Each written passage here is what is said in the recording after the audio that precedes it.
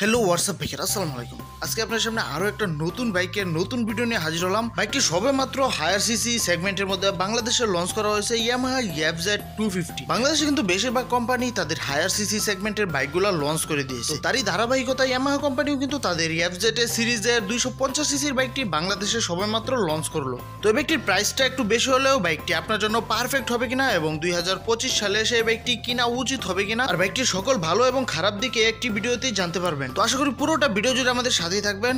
তো চলেন শুরু করা যাক আজকের ভিডিওটি শুরু করার আগে চ্যানেলে যারা নতুন বন্ধু আছেন তাদেরকে বলবো চ্যানেলটিকে সাবস্ক্রাইব করে পাশে থাকা বেল আইকনটি প্রেস করে রাখতে, যাতে এরকম ইনফরমেটিভ এবং ইম্পর্টেন্ট ভিডিওগুলো সবার আগে আপনার কাছে পৌঁছে যায়। তো যে কোনো বাইক নিয়ে কথা বলতে গেলে সবার প্রথমে বাইকটির আউটলুক নিয়ে কথা বলতে হয়। তো ইয়ামাহা এফজেড 250 এই বাইকটির আউটলুক আপনারা দেখতেই পাচ্ছেন, খুবই গর্জিয়াস এবং বাইকটির ফ্রন্টে কিন্তু এলইডি ডিআরএল এর সাথে প্রজেকশন এলইডি হেডল্যাম্প দেওয়া হয়েছে। এই প্রজেকশন এলইডি হেডল্যাম্পটার জন্য কিন্তু বাইকটি দেখতে আরো বেশি গর্জিয়াস এবং অ্যাট্রাকটিভ মনে হচ্ছে।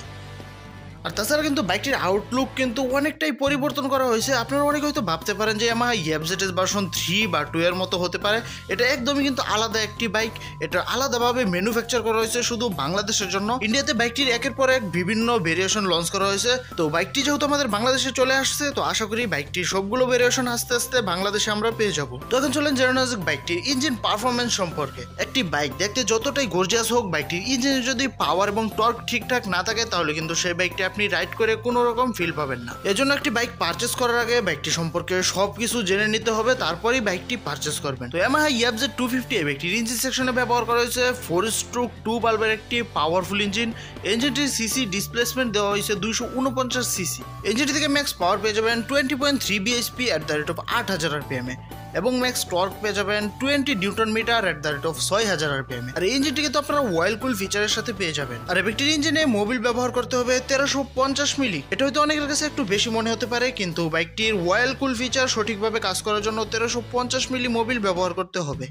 তো এখন চলেন জেনে নেওয়া যাক বাইকটির ব্রেকিং সিস্টেম সম্পর্কে। তো ইয়ামাহা এফজেড 250 বাইকটিতে ব্রেকিং সিস্টেম হিসেবে ফ্রন্টে ব্যবহার করা হয়েছে 282 মিলিমিটার ডিস্ক ব্রেক এবং রিয়ারে ব্যবহার করা হয়েছে 220 মিলিমিটার ডিস্ক ব্রেক।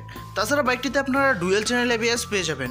আর আপনারা তো জানেন যে ইয়ামাহা কোম্পানি ব্রেকিং এর দিক দিয়ে কোনো কম্প্রোমাইজ করে না। তো ইয়ামাহা এফজেড 250 বাইকটির ব্রেকিং সিস্টেমকে একটি আদর্শ ব্রেকিং সিস্টেম বলা যেতে পারে। তো এখন চলেন জেনে নেই বাইকটির টায়ার সেকশন সম্পর্কে।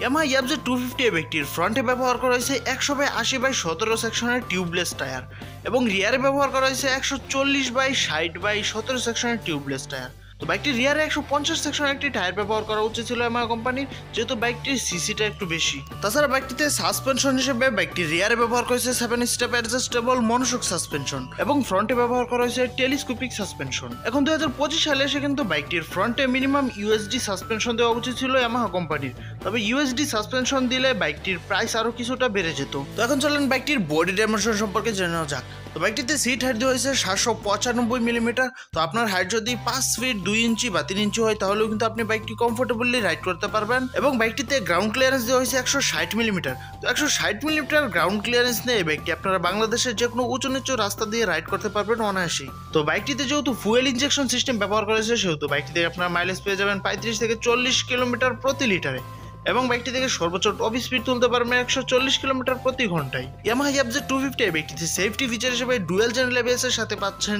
নিকেল গার্ড এবং side stand engine cut off switch. আর এই ইয়ামাহা কোম্পানি কিন্তু একটা কাজ বরাবরই করে আসে, সেটা হচ্ছে তাদের বাইকের মিটারগুলো চেঞ্জ করে না এবং ইন্ডিকেটারগুলো সেম রাখে। তো ইন্ডিকেটার এবং মিটারটা ছাড়া বাইকে সব কিছু আপনারা পরিবর্তন দেখতে পাবেন এবং বাইকটা পুরোটাই আপডেটেড শুধু মিটার এবং ইন্ডিকেটারটা ছাড়া। তো আশা করি যে পরবর্তী কোনো আপডেটে ইয়ামাহা কোম্পানি এগুলো ঠিক করে দিবে। তো এখন চলেন জেনে নেওয়া যাক বাইকটির বাজার মূল্য কত ধরা হয়েছে। তো আপনারা ইতিমধ্যে অনেকে জানেন যে বাইকটির বাজার মূল্য কত ধরা হয়েছে, তবুও আমি বলে দিই যারা জানেন না তাদের জন্য। তো বাইকটির বাজার মূল্য ধরা হয়েছে 4,35,000 টাকা। তো বাইকটির স্পেসিফিকেশন হিসেবে বাজার মূল্যটা একটু বেশি হয়ে যায়। তো এটা কিন্তু 4 লক্ষ বা 4 লক্ষের আশেপাশে রাখলেই ভালো হতো। এই সম্পর্কে আপনার কোনো মতামত থাকলে অবশ্যই কমেন্ট সেকশনে জানাবেন। তো এখন অনেকে চিন্তায় পড়ে গেছেন যে ইয়ামাহা এফজেড 250 বাইকটি নিয়ে নিব নাকি অন্য কোনো বাইকের জন্য অপেক্ষা করব, না প্রাইস একটু কম দিয়ে অন্য কোনো বাইক নিয়ে নিব 250 সিসির মধ্যে।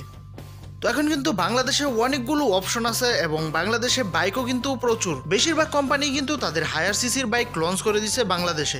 তো আপনারা চাইলে অন্য বাইকও দেখতে পারেন এর থেকেও কম প্রাইসের মধ্যে। তো আপনার যদি আমার এফজেড 250 বাইকটি একান্তই পছন্দ হয়ে থাকে তাহলে অবশ্যই বাইকটি নিয়ে নেন, কারণ সব বাইকেরই ভালো এবং খারাপ দিক থাকে। কোনো বাইকই 100% পারফেক্ট হয় না। আর নয়তো আর কয়েকদিন অপেক্ষা করতে পারেন ইয়ামাহা EMT 250 এই বাইকটি বাংলাদেশে আসার জন্য। ইয়ামাহা YFZ 250 থেকে EMT 250 তে আপনারা আরো বেশি অপরচুনিটি পেয়ে যাবেন। তো এই ছিল আজকের ভিডিও। তো ভিডিওটি কেমন লাগলো সেটা অবশ্যই কমেন্টে জানাতে ভুলবেন না। দেখা হবে অন্য কোনো ভিডিওতে অন্য কোনো টপিক নিয়ে। টিল দেন সকালে ভালো থাকবেন, সুস্থ থাকবেন। আল্লাহ হাফিজ গাইস, টাটা।